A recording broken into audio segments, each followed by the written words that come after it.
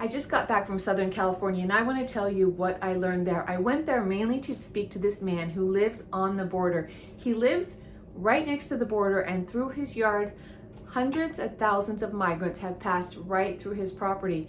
Every day for a long time, he would go out there and he would collect the identification cards that were left. Turned his office into a full display of everyone's passport, identification cards, credit cards, driver's license that he has collected. He has turned it into his mission to show everyone what is going on. This man is so awesome. He supported America. He fought for us in Afghanistan, and he told me, me and my friends, we wonder, why did we go to Afghanistan? After what Biden did, and after all of the people that are just walking into America, people from Afghanistan, people from all over the world are coming. But to go and talk to this man and see everything displayed in his office was shocking to me. Another thing he told me, which was quite frightening, he said he has a big wall full of passports from Turkey. He says that the people from Turkey that are coming over, they have to go to Nepal. In Nepal, they can get these fake passports. He's done research on these passports, and these passports, some of them are people from Afghanistan that are coming into America. It is very frightening. Also, a lot of the Chinese people, their identification cards from Mexico were from Mexico, but they were Chinese people. So these Chinese people go into Mexico, live there perhaps for a little bit, and they get these Mexican identification cards so they don't get in trouble in Mexico. Once they come into America, they just get rid of those. It is very frightening, very alarming. So I hope you will watch this video as this man explains all of the things he's collected in his yard. Good? Yeah. Okay. So these passports right here are South Central America and some islands, different places. This is a Cuban passport. This is a Colombian passport, and these are all intact. If we move this way, these are all Turkish passports.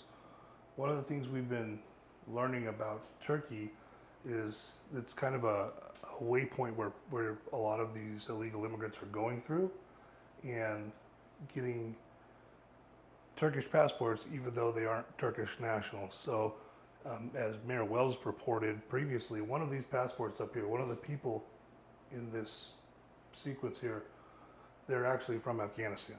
They're an Afghani national who obtained a Turkish passport and then came to the United States under the guise of being Turkish.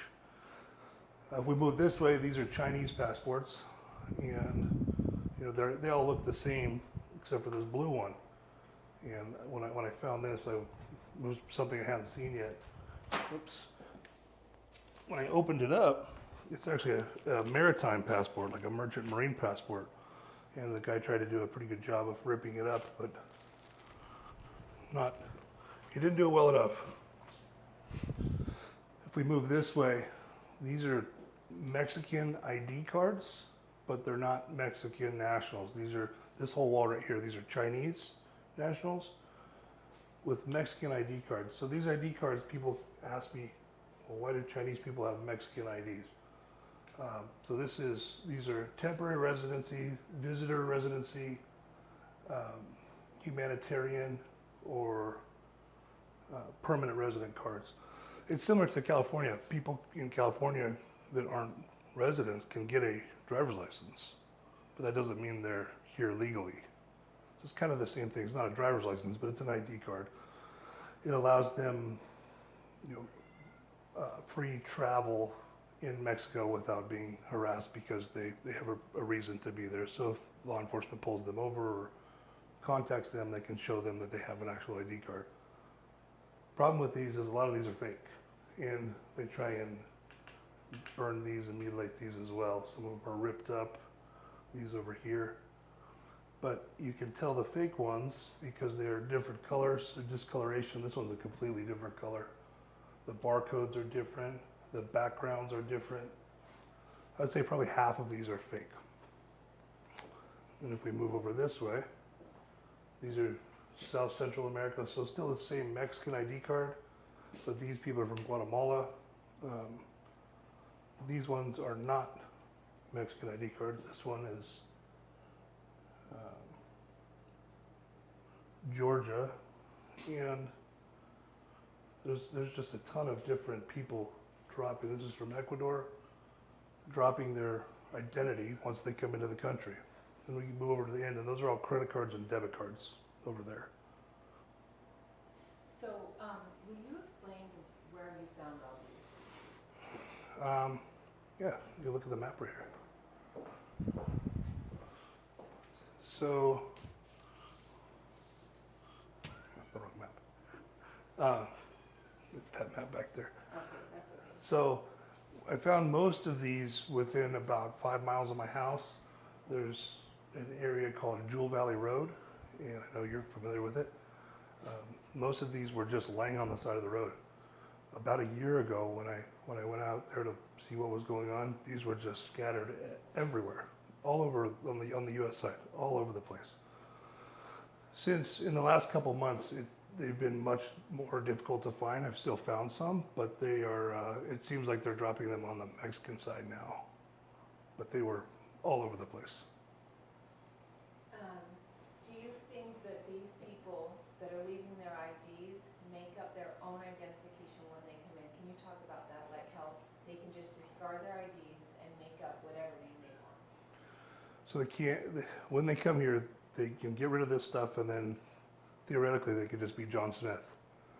They can come up with any identity they want, and I don't know what our country is doing to actually look in to see who these people are. I don't think it's that great, because the time that they spend processing them and then releasing them onto the streets is not enough time to look into their actual backgrounds, because they could come up with any name.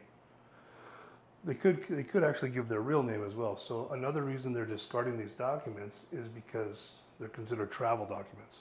So if we get to a point where we start deporting people, if they have travel documents, showing where they've been, if they came through multiple other countries where they could have claimed asylum and they did not, then we can deport them. Now they don't have anything. They can say they just came straight here, claimed asylum, and we can't deport them because they don't have any documents. How long is the processing? Like once they come here, they cross the border, Border Patrol picks them up. How long does Border Patrol keep them until they release them on the street?